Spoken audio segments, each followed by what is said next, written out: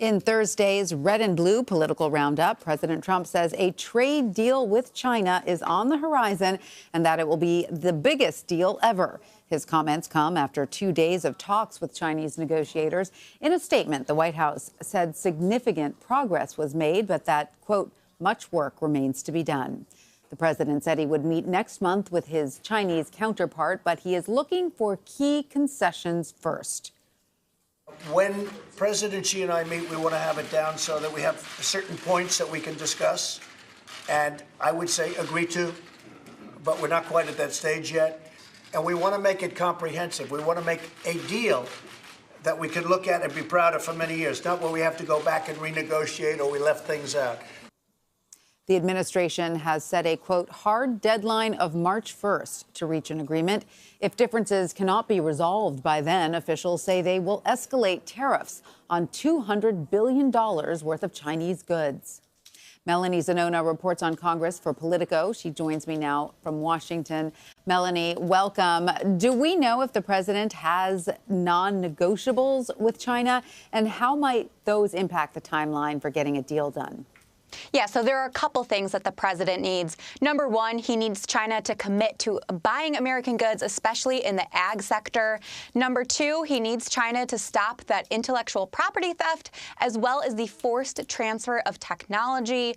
And number three, and this is where there's been a lot of debate, and one of the biggest sticky points is there needs to be some sort of enforcement mechanism to make sure that China is really honoring their commitments. So the president has been expressing optimism, but there's still a lot more to be hashed out here. And just last week, Wilbur Ross, one of his cabinet members, said they were still miles apart.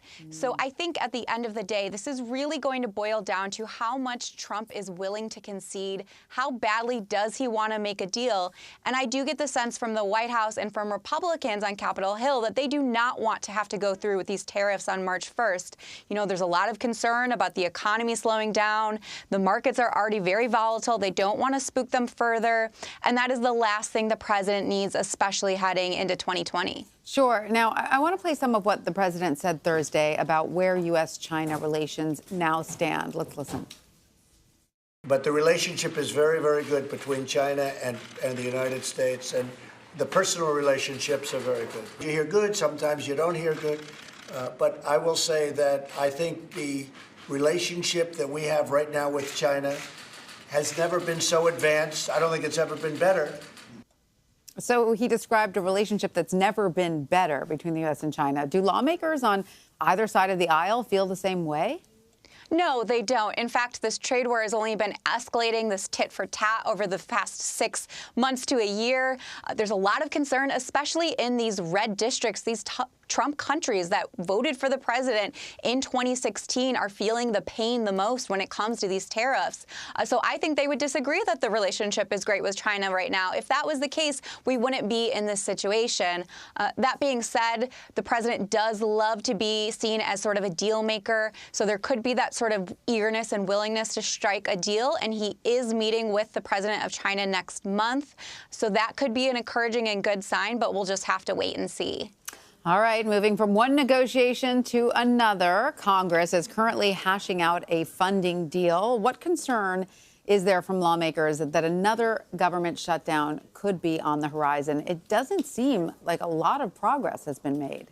There is a lot of concern on both sides of the aisle. In fact, lawmakers are even striking legislation right now and trying to come up with ways to prevent future shutdowns and to automatically fund the government if they have to go down that path again. But look, in terms of the negotiations, Nancy Pelosi came out today and made absolutely clear that the Democrats are not going to be giving a single dollar towards the president's border wall. But I will say something significant that stuck out to me today is that she said perhaps they could be open to some sort of barrier, some sort of maybe physical fencing or vehicle barriers. And she is not taking that off the table. And she said, you know what, if the president wants to call that a wall, he can call that a wall. So I do think that the key to unlocking the stalemate could be in the messaging. You know, it all really boils down to words and semantics. If the president feels like he can walk away with this deal and say he got the wall, even if it's something more like fencing, he might be willing to take that deal. But if he feels like, you know, he needs this concrete wall, the symbol that he ran on, which we're kind of seeing signs today that that is the direction that he's leaning. I do not think that the Congress is going to be able to come up with a deal that he ultimately feels comfortable with signing. Well, you know, there is a bipartisan committee trying to tackle the president's demand for the wall. However, the White House announced Thursday that over 3,000 additional troops are headed to the southern border. Is this impacting those negotiations on Capitol Hill? I think this move is clearly a political move. Democrats are crying foul. They're saying he's compromising military readiness and wasting resources. I think it's just a reflection of the frustration that the president is feeling. He's unable to get his immigration policies time and time again through Congress. He's increasingly looking through alternative methods to sort of use the executive branch to go around Congress. And at the same token, that's why we're hearing him start to use the word emergency declaration, another idea he is very seriously considering to bypass Congress to build the wall. I think this is just another step in that direction. Democrats, of course, are unhappy. It's unclear if this will actually hurt negotiations. I think they are really trying to keep their heads down. This bipartisan group of 17 lawmakers, they're even urging the president to try to stay out of the negotiations as much as possible. They want him to stay off the sidelines. You know, he can tweet all he wants, but they are really trying to keep their heads down, roll up their sleeves, and see what they can come up with. I think it's interesting the point you make that the path to negotiation may be one involving semantics, right? You know, what exactly is a wall?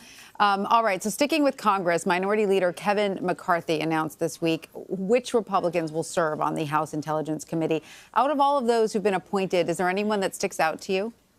Well, there is one new addition to the committee. That's John Ratcliffe of Texas. He worked under the Bush administration, and he also is someone who has been on the short list for Trump's picks for attorney generals. So he is going to be a new addition to the committee. And then, of course, there's Devin Nunes, who was the chairman last year. He is seen as one of Trump's top defenders on Capitol Hill. But it is going to be a reversal of roles. They are going from playing offense to now playing defense, with Democrats in charge of this committee and promising to relaunch this Russia probe, to haul in witnesses that they weren't able to to grill and see their testimony last year. So it's going to be a completely different dynamic with Democrats in the majority. And, you know, a moment that a lot of them were waiting for. Now the panel will hear the closed-door testimony of the president's former lawyer, Michael Cohen, next week. How are lawmakers, and especially these newly appointed Republicans, preparing for the hearing? Well, Republicans' defense has been, this is a man who has lied to Congress, who has lied repeatedly. He's being prosecuted for those crimes. So why should we believe anything he says when he comes in here? Now, of course, Democrats are interested to get to the bottom of the payments that were directed to Stormy Daniels, that hush money payment that federal prosecutors are charging Michael Cohen with. And they also want to know about potential involvement with Russia. And what does Michael Cohen know about this Trump Tower meeting? What does he know about the Moscow project that was supposedly, in Trump's words, not being pursued aggressively into the 2016 campaign? But Michael Cohen has said otherwise. So there's just a whole plethora of questions that Democrats are going to get to the bottom of. Now, I will say that the Democrats are also coordinating with Mueller. They don't want to step on the toes of the probe. They don't want to get in the way of that investigation. So there may be some certain topics that are off limits, but this will be behind closed doors. So we're not going to get to be privy to what questions are asked and what answers are given. As much as we want to. We'll not know. All right. So lastly, Republican Senator Lindsey Graham asked the FBI to brief the Senate on the arrest of the president's former associate, Roger Stone. What questions do you think lawmakers will be looking into? Well, it's interesting because Republicans do not seem to be asking why this man lied to Congress.